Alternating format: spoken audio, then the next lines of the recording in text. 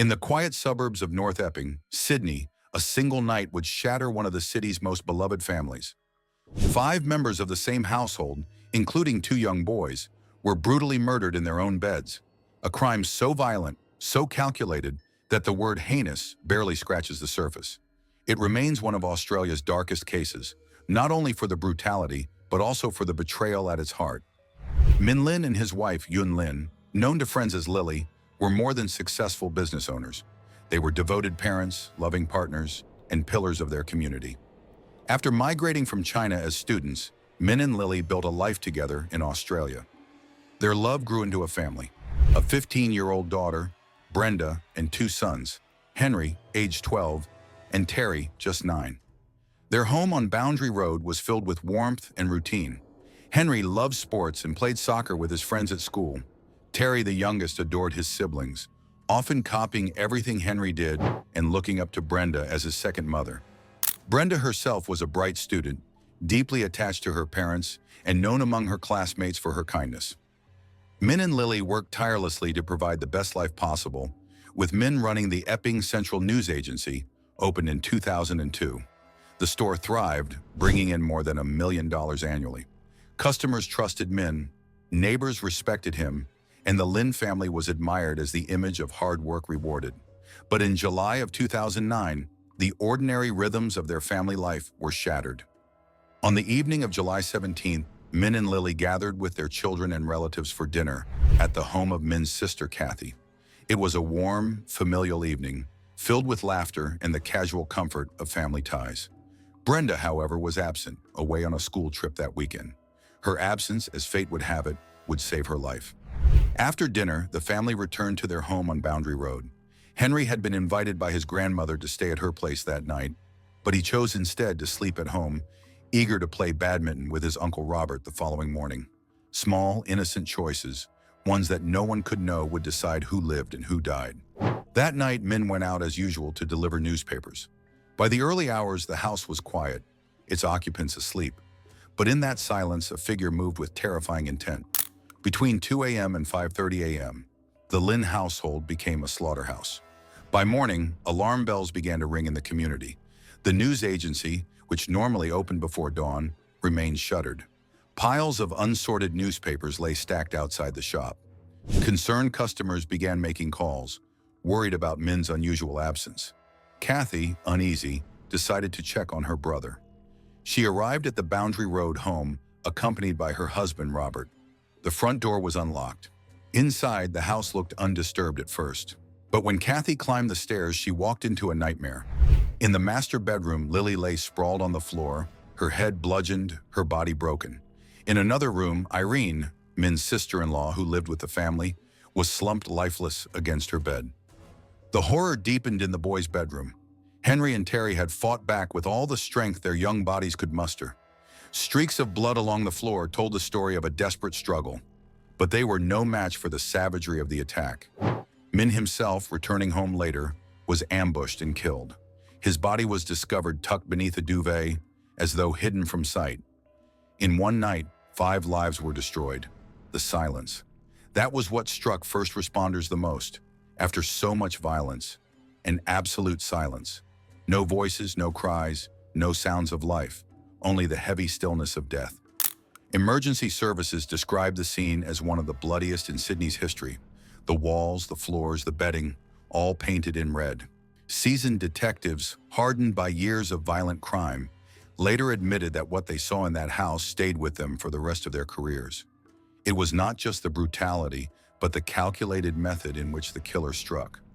The power deliberately cut from outside the home, the front door left unlocked, the attacks delivered swiftly and systematically. Strike Force Nobun, a specialized homicide team, was assigned to the case. Their first task was to determine whether the massacre was random or targeted. Very quickly, it became clear this was no random act. The killer knew the home, the routines, and the fact that Brenda would not be there. Forensic teams moved meticulously through the house.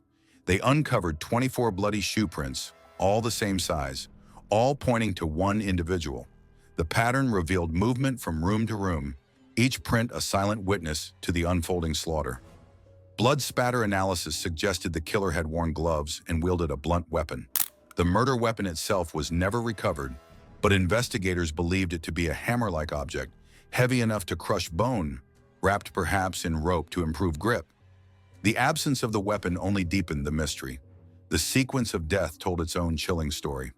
Min and Lily were attacked first, likely while asleep, leaving them no chance to defend themselves. Irene was killed next. The boys, awakened by the noise, tried to fight. Henry suffered 3 crushing blows to the head. Terry, the youngest, may have lingered, wounded and struggling, for nearly 2 hours before receiving the final 6 strikes that ended his life.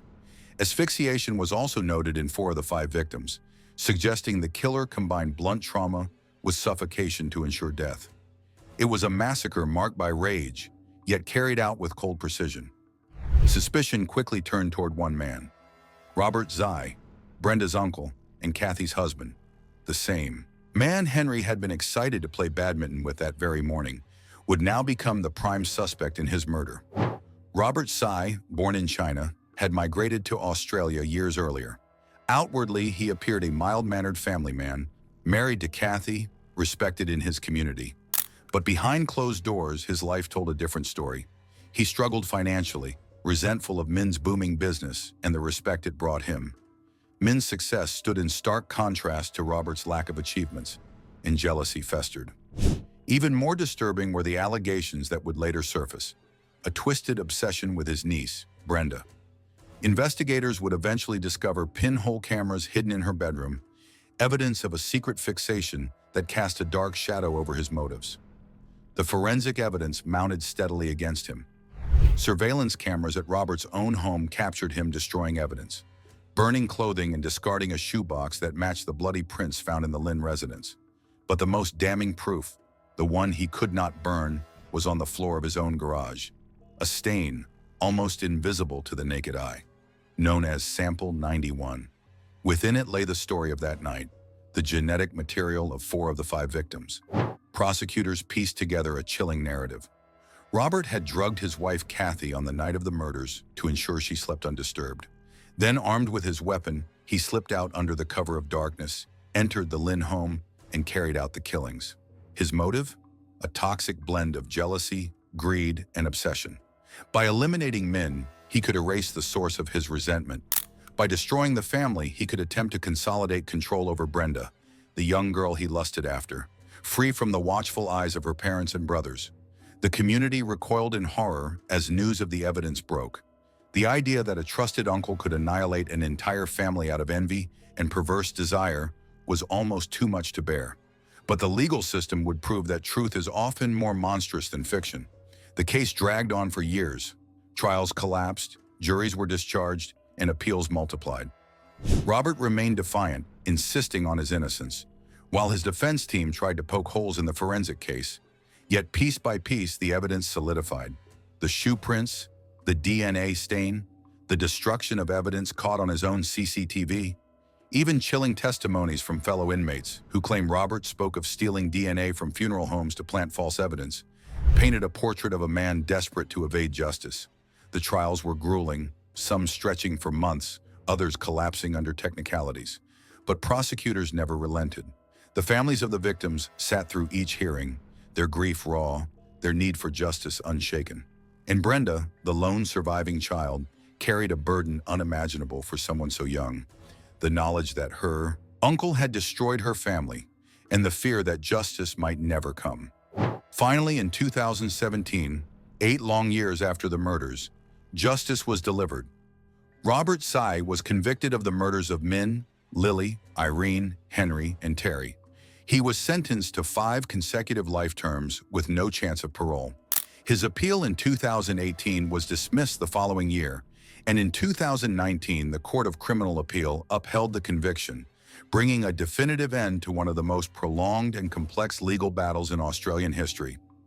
For Brenda, who survived only because she was away that night, the pain was indescribable.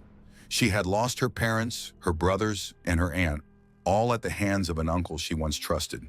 And yet she endured. With time, she rebuilt her life, carrying the legacy of her family in her resilience and strength. Her survival is both a cruel twist of fate and a symbol of unbroken will. The Lin family murders remain one of Australia's darkest crimes. They remind us that evil often hides closest to home, disguised in the faces of family and trust, neighbors, friends, even family members. Sometimes those who seem the most ordinary conceal the most chilling truths. What do you think? How could someone commit such cruelty against his own family? Was it jealousy, obsession, or something darker still? Share your thoughts below, and don't forget to subscribe to Dark Chronicles Asia, where every week we uncover the darkest, most haunting true crime stories from across Asia and beyond. Until next time, stay safe,